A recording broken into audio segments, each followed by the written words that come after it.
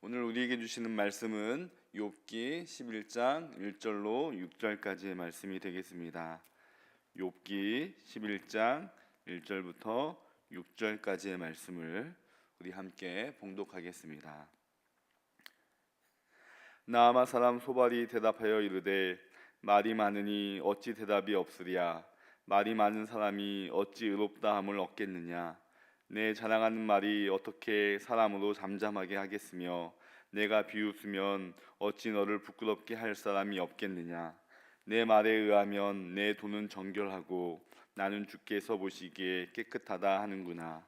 하나님은 말씀을 내시며 너를 향하여 입을 여시고 지혜의 오묘함으로 내게 보이시기를 원하노니 이는 그의 지식이 광대하심이라. 하나님께서 너로 하여금 너의 죄를 잊게 하여 주셨음을 알라. 아멘. 오늘 이 새벽에 어찌 의롭다 함을 얻겠느냐라는 제목을 가지고 말씀을 나누기 원합니다. 오늘 말씀은 이제 수아 사람 빌닷과의 논쟁 이후에 나아마 사람 소발과의 1차 논쟁이 시작되는 장면입니다. 11장부터 14장까지 소발의 주장과 욥의 답변이 이어지는데요. 11장을 보시면 세 부분으로 나누어 살펴볼 수 있습니다. 1절부터 6절까지는 자기 결백과 의로움을 주장하는 욥에 대하여 소발이 너는 죄인이다 라고 말하는 부분이고, 7절부터 12절까지는 하나님을 모르는 욥은 허망한 사람이다. 그리고 13절부터 20절까지는 회개하면 용서받는다라는 주장을 펼치고 있습니다. 오늘은 1절부터 6절까지의 말씀을 통해서 우리에게 주시는 교훈이 무엇인지 함께 살펴보고자 합니다. 1절에 나아마 사람 소발이 대답하여 이르되 라며 시작을 하고 있습니다. 그러면서 소발이 욥에게 대답하여 말하는 것이 무엇입니까? 내가 어찌 의롭다 함을 얻겠느냐라고 강하게 질책하면서 말하고 있습니다. 소발도 앞서 논쟁을 마친 엘리바스와 빌닷처럼 내가 현재 당하고 있는 고통은 내가 죄를 지었기 때문에 받는 하나님의 심판이라는 원칙을 고수하고 있는 것이지요. 그러면서도 다른 두 친구와 다르게 소발이 욥에게 그 근거로 삼고 있는 것이 무엇이냐면 말에 대한 이야기를 계속 나열하고 있습니다. 우리 2절 말씀에 말이 많으니, 또 말이 많은 사람이, 또 3절에 내 자랑하는 말이, 4절에 내 말에 의하면, 그러니까 한마디로 소발은 내가 말이 너무 많다라고 지적하고 있습니다. 이는 욥이 앞서 친구들의 변론에 대하여서 장황하게 반론하는 것만 봐도 소발이 볼 때는 이 말이 많은 사람은 스스로 자신이 악인이라는 것을 증거하고 있다, 증명하고 있는 셈이다라고 꼬집어서 말하고 있는 것이지요. 즉 소발의 주장은 말이 많은 사람은 결코 의롭지 못하다라고 주장하고 있는 것입니다. 여러분, 이 말에 대해서 어떻게 생각을 하십니까? 우리의 경험상 또 우리의 아는 바에 따라서 맞기도 하고 틀리다고 생각할 수도 있는데, 여러분 잠언 말씀 10장 10절 말씀을 보면 이렇게 쓰여 있습니다. 눈짓하는 자는 근심을 끼치고 입이 미련한 자는 멸망하느니라 라고 쓰여 있고, 또 전도서 5장 3절 말씀을 보시면 걱정이 많으면 꿈이 생기고 말이 많으면 우매한 자의 소리가 나타나느니라 라고 쓰여 있습니다. 그러니까 성경은 우리에게 말이 많은 것에 대해서 부정적이고 또 어리석은 사람이다 라고 이야기하고 있다라는 것이죠.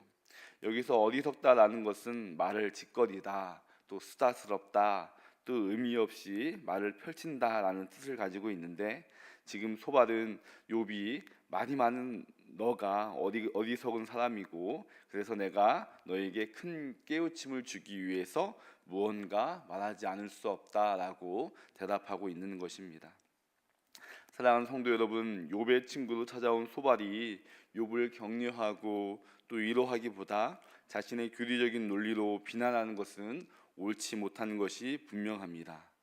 그리고 오늘 소발이 주장하는 이 말이 욥에게 해당되는 말은 아닐지 몰라도 사실 소발이 욥에게 한 말 그 자체로는 틀린 말은 아니라는 것이죠. 여러분, 우리의 하루를 보면 말로 시작해서 말로 끝이 나게 됩니다.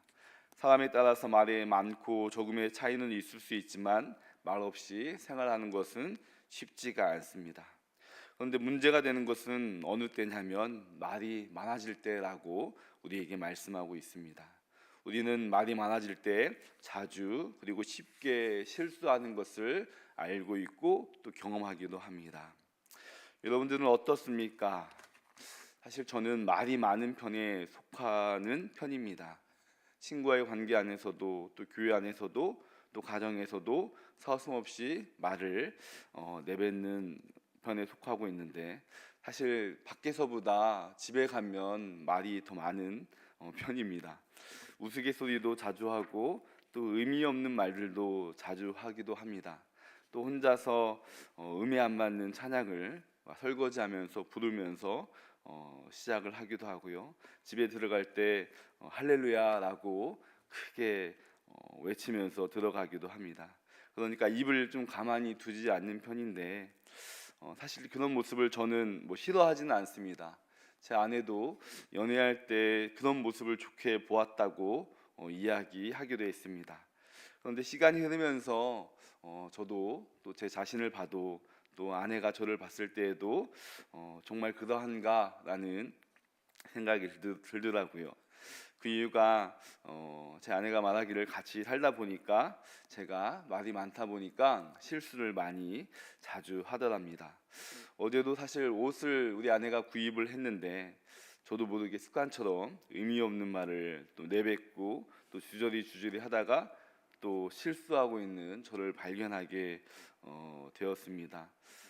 어제 이 말씀을 준비하면서도 정말 이 말씀이 맞구나, 말이 많으면 실수하기가 참 쉽구나라는 인정이 제 마음 안에서 절로 뿜어져 나왔습니다. 여러분, 야고보서 3장 2절 말씀에도 보면 우리가 다 실수가 많으니 만일 말에 실수가 없는 자면 곧 온전한 사람이라 능히 온몸도 굴레 씌우리라 라고 경고하고 있지 않습니까? 사랑하는 성도 여러분, 우리가 정말 우리의 말을 이 시간 돌아보기를 소망합니다. 우매하고 또 어리석은 말을 자주 하는 내 모습은 없는지, 우리는 말로써 우매함을 드러내기보다 말로써 상대방을 세워주고 격려하고 상대방의 마음을 시원하게 하고 평안하게 하는 말을 자주 사용해야 할 줄로 압니다. 우리 모두가 오늘 하루 우리에게 주신 이 입술과 또 말을 통해서 상대방을 세워주고 또 자신 또한 지키는 말을 하는 오늘 한날이 되기를 소망합니다. 두 번째로 우리는 말에 있어서 왜곡하는 실수가 없어야 합니다. 우리 4절 말씀해 보시면 소발이 한 말을 보시면 내 말에 의하면 내 돈은 정결하고 나는 주께서 보시기에 깨끗하다 하는구나 라며 욥에 대해서 비난하고 있는데요. 소발이 말한 것이 언뜻 보면 사실인 것 같으나 사실이 아니지요. 우리가 욥기서를 조금만 읽어보시면 욥은 그런 말을 절대로 한 적이 없습니다. 정확히 말하면 욥은 자신이 정결하고 하나님 보시기에 깨끗하다고 말한 바가 없습니다. 오히려 욥은 이렇게 이야기했습니다. 9장 2절 말씀해 보시면 진실로 내가 이 일이 그러한 줄을 알거니와 인생이 어찌 하나님 앞에 의로우랴 라고 고백합니다. 그러면서 사람이 하나님께 변론하기를 좋아할지라도 첫마디에 한마디도 대답하지 못하는 존재에 불과하다라고 말하는 대목이 있습니다. 그러니까 자신은 하나님 앞에서 별 수 없는 한 죄인에 불과하다라는 고백을 했던 것이죠.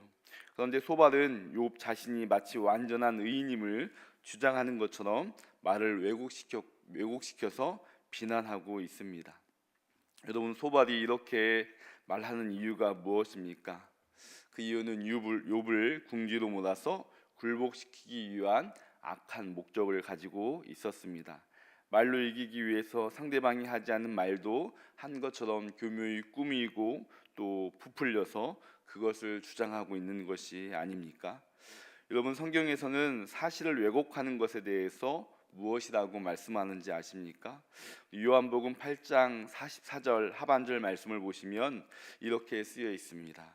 진리에 서지 못하고 거짓을 말할 때마다 제 것으로 말하나니 이는 그가 거짓말쟁이요 거짓의 아비가 되었습니다. 그러니까 그는 거짓의 아비라고 이야기를 하는데 여기서 그는 사단을 말합니다. 사단은 우리가 잘 알고 있듯이 말을 왜곡하여 속이는 자가 아닙니까?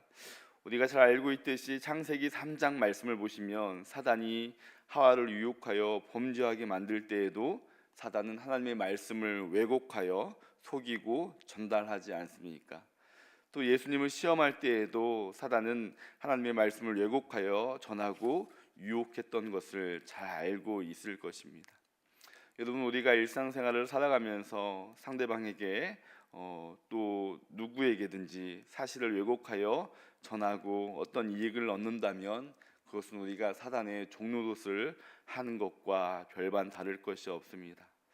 여러분, 다시 한번 말씀드리지만 없는 사실을 이야기하는 것이 아니고 있는 사실에 조금 더 꾸미고 과장하고 약간 부풀려서 말하는 것에 대해서 하나님은 그러한 행동에 대해서 사단의 종의 행동이라고, 그것은 너무나 악한 목적을 가지고 있는 죄된 모습이라고 말씀하고 있습니다.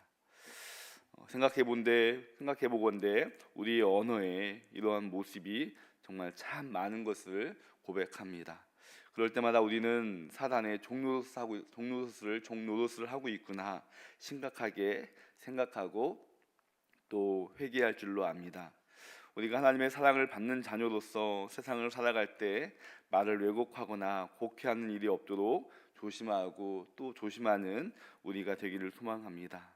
사소하다고 별것 아니라고 대수롭게 여기고 지나치는 경향이 우리 안에 참 많이 있는데 그것이 곧 습관이 되어 더 큰 악을 자초하는 것이 아니겠습니까?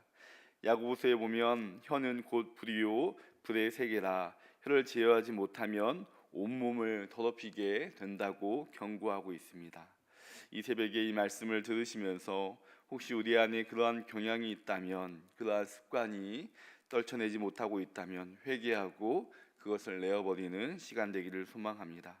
정말 그러한 악이 우리 안에 있지 않도록 깨어 근신해야 할 줄로 믿습니다.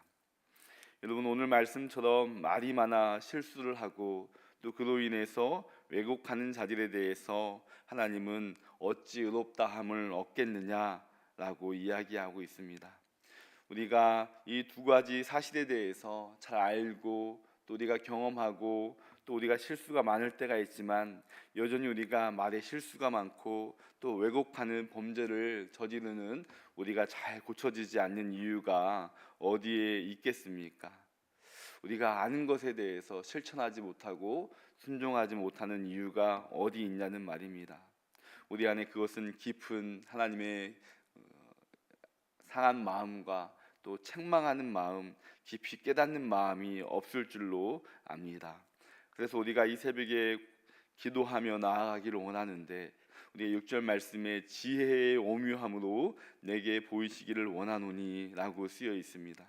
그러니까 여기서 지혜의 오묘함이란, 오묘는 본래 숨겨진 것, 비밀을 의미하는데 하나님께 속한 지혜의 그 오묘함을 오늘 우리 마음 가운데 깨닫게 하여 주시고 또 우리를 책망하여 주시고 또 우리가 변화될 수 있도록 하나님께 간구하는 그 고백의 기도가 필요할 줄 압니다.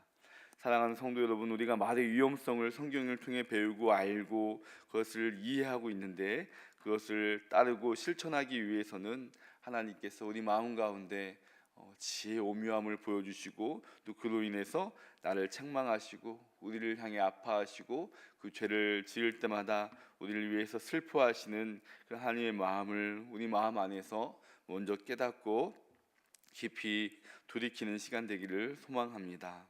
이 새벽에 기도할 때 우리가 하나님의 마음을 깨닫고 우리의 말을 지키고 영혼을 세우는 성도들이 될 수 있도록 소망하며 또 기도하고 주 앞에 나아가는 시간 되기를 소망합니다. 우리 함께 공동 기도문 읽으며 읽고 나서 개인 기도로 나아가겠습니다. 사랑과 은혜가 풍성하신 하나님, 그리스도의 보혈을 의지하며 나아갑니다. 지난 밤에도 범죄한 우리들을 정결하게 씻어주시고 말씀의 옷을 입혀 주옵소서. 무엇보다 오늘 한날을 살아갈 때 사람을 살리는 말을 하는 성도가 되게 하여 주옵소서. 주님, 추워지는 날씨에 성도들의 건강을 지켜 주시옵소서. 유행하는 독감과 기관지염을 없게 하시며 면역력이 약한 어린아이들과 노인들이 안전하게 보호하여 주옵소서. 더 나아가 교회가 주의 어려운 이웃들을 돌보고 살피는 넉넉한 마음과 믿음도 주옵소서. 예수님의 이름으로 기도드립니다. 아멘.